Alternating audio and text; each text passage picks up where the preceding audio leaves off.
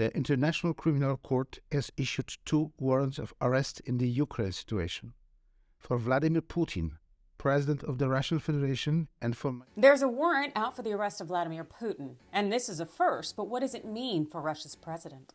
Welcome into TYT's Overruled. I'm your legal analyst, Adrienne Lawrence. The International Criminal Court just issued an arrest warrant for Russian President Vladimir Putin for war crimes in connection with abducting children from Ukraine. This is from the AP on why the decision is noteworthy. It was the first time the global court has issued a warrant against a leader of one of the 5 permanent members of the UN Security Council. The ICC said in a statement that Putin is allegedly responsible for the war crime of unlawful deportation of children and that of unlawful transfer of children from occupied areas of Ukraine to the Russian Federation. So how did Moscow respond? Well, as you can imagine, it dismissed the warrant. The Kremlin made clear that it does not recognize the ICC or its decisions. And that's not much different from the U.S. and China, who aren't members of the 123-member International Criminal Court. Russia also likely isn't shook because it is hard to arrest someone who is extremely powerful, wealthy, and the president of a country that spans 77% of an entire continent. There are also a lot of places for Putin to hide in Russia and beyond, as he has alliances with China, Syria, Iran, and a few other countries.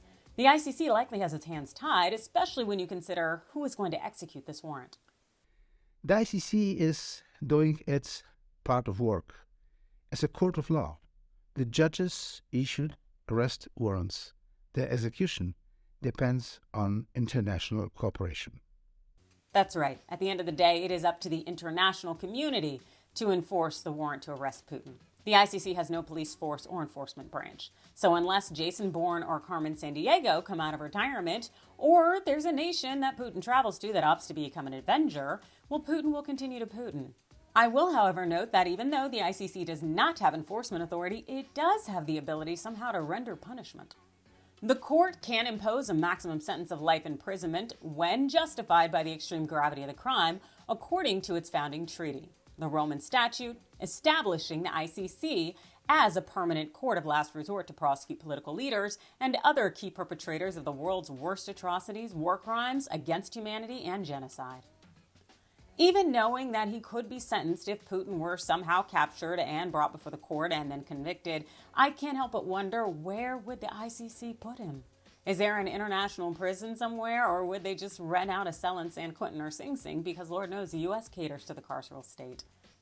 Altogether, the ICC issuing a warrant is nothing more than putting a stain on Putin's name, and it's more symbolic than anything else.